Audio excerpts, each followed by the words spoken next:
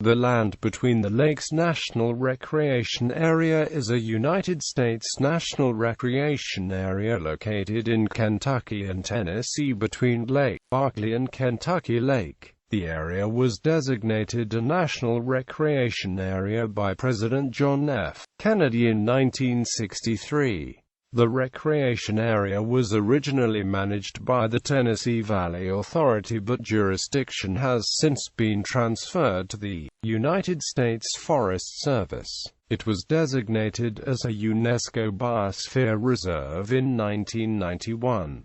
Geography. The Tennessee and Cumberland rivers flow very close to each other in the northwestern corner of Middle Tennessee in western Kentucky, separated by a rather narrow and mostly low ridge. The area of land that separates the two bodies of water by only a few miles became known as between the rivers since at least the 1830s or 1840s. After the Cumberland River was impounded in the 1960s and a canal was constructed between the two lakes, land between the lakes became the largest inland peninsula in the United States.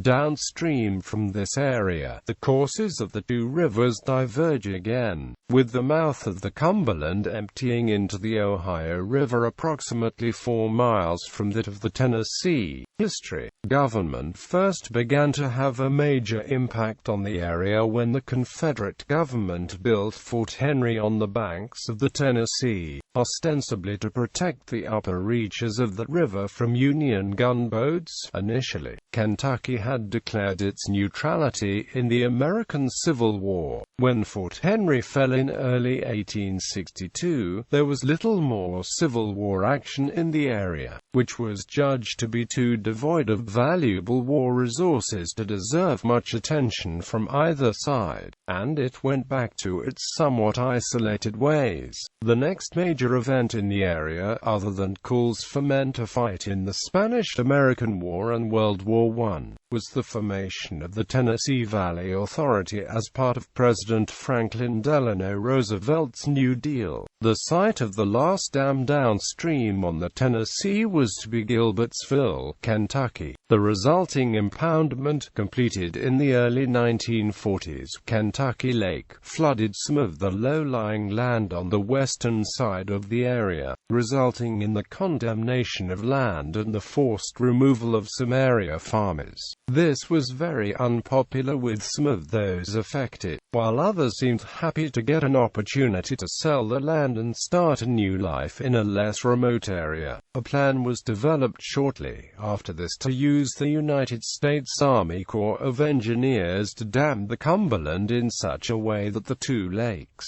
would be at the same elevation, and the two streams could then be connected by canal without the need for any locks. This would considerably lessen the shipping distances for goods going to ports on the Gulf of Mexico for products leaving the Cumberland Valley. This was completed in the 1960s, and the resulting impoundment was referred to as Lake Barkley, after Alban W. Barkley, a Kentuckian who had served as vice president under President Harry S. Truman. The plan called for a new dam and the evacuation of the entire former between the rivers area, not all of which was to be flooded. The area was to become land between the lakes National Recreation Area, a TVA experiment designed to show a multiple-use approach to recreational lands. Unlike a national park, there were to be areas where hunting would be allowed. Over time, many other attractions were to be developed, such as a bison range, and a recreated 1850-style farm called the Home Place, complete with an on-site staff simulating life on the farm in period costume and working it using period agricultural techniques. The road through the Tennessee portion was renamed from State Route 49 to the Trace, which is what many roads and paths were called in pioneer times. Many area residents resented the condemnation of the lands, especially when it was explained to them that most of the area was not to be flooded but rather to become a park. The former settlements of Tharp, Tennessee, Model, Tennessee, and Golden Pond, Kentucky, were forcibly abandoned. The remains of a former iron furnace, manned in the 1850s by slave labor, are about all that remains of Model.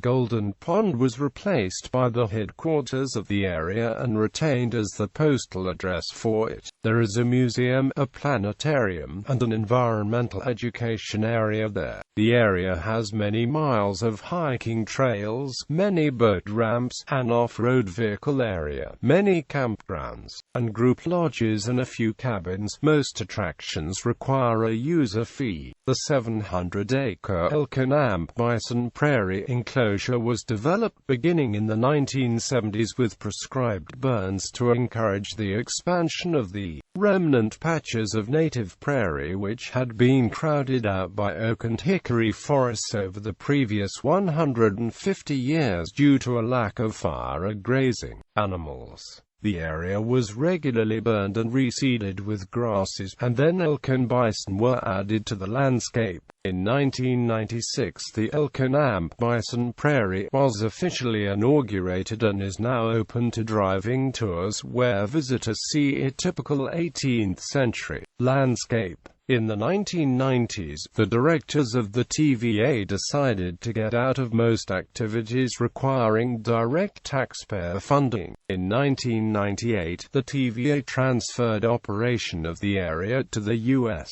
Forest Service of the United States Department of Agriculture.